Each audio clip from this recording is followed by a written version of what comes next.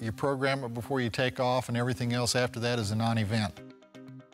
Suck the gear up when you're ready to engage the autopilot, flip a few buttons, twist a few dials, and kick the autopilot off and land.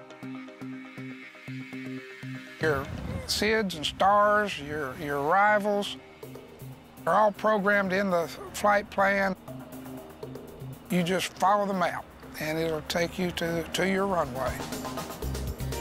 One of the airports we fly out of, there's a standard departure procedure that requires a heading to an altitude, to another heading, to an intercept, to a VOR, to another VOR.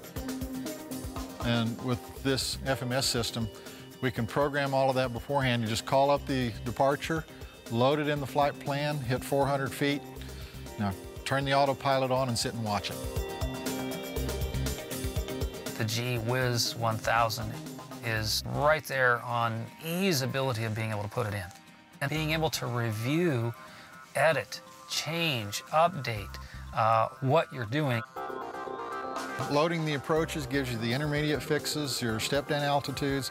And if you get a runway change from 17 left to 18 right, the change in the approach is not a problem. Push a button, twist a dial, push a button, and you're there.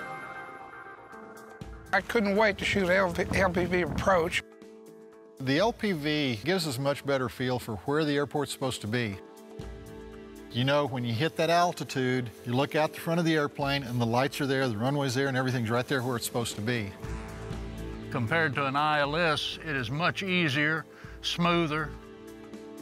I was going into Hayden, Colorado. It has a lot of step downs going down the side of those mountains.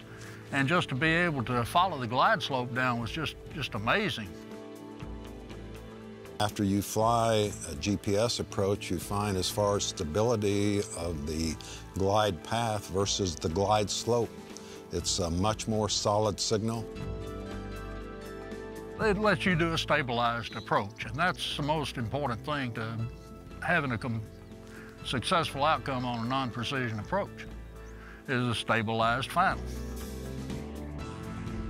When you're coming into an uncontrolled airport without the rabbits, without the lights at night, to have that vertical guidance, once you've had it, you would not be without it.